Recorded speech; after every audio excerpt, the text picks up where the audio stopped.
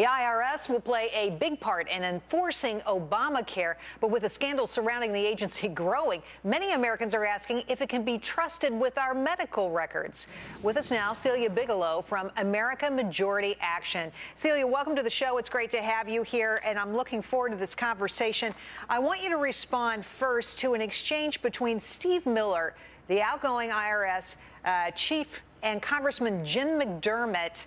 This from a hearing last week. Listen to this. The IRS can't access your medical files. Is that true, Mr. Miller? Correct, sir. They cannot find out your private medical information. That's correct, sir. Really? Do you think Steve Miller's telling the truth here, Celia?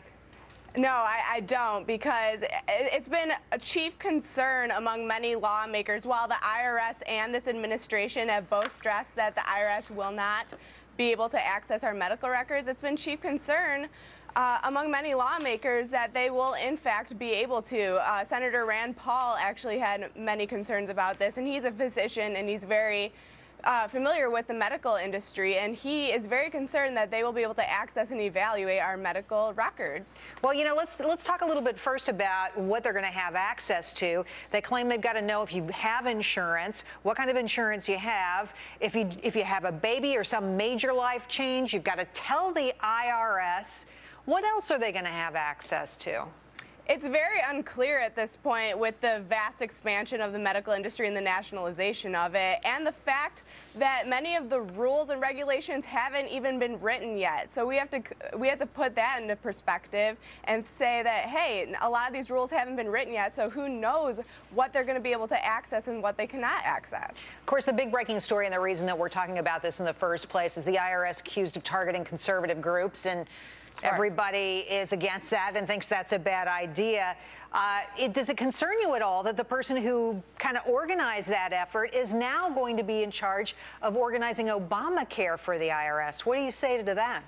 It's unbelievable, and everyone should be concerned about this. This isn't a partisan issue anymore. As you reported earlier, that not only have they violated the First Amendment, but they've also violated the Fourth Amendment with the illegal seizing of the 60 million medical records. So the fact that Sarah Hall Ingram was advising this department during the targeting of the conservative and religious groups, what gives us the trust in the IRS that they're not going to that they're going to lawfully implement Obamacare come 2014 when they're granted even more power? Well, Celia, I mean, even beyond Obamacare, when you take 5 steps back, Democrats now calling the law a train wreck.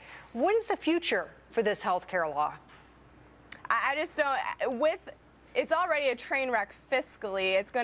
We're already seeing the rise in the premiums, especially among young Americans, especially among my generation. We're seeing 200% rise in premiums alone for my generation. But the fact that people it hasn't been an investigation into the IRS scandal.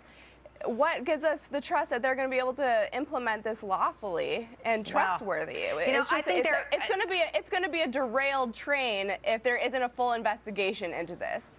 Well, we've got a long way to go, and obviously we'll be covering this all the way. Celia, thanks for coming on tonight. Great to see you. Thank you for having me.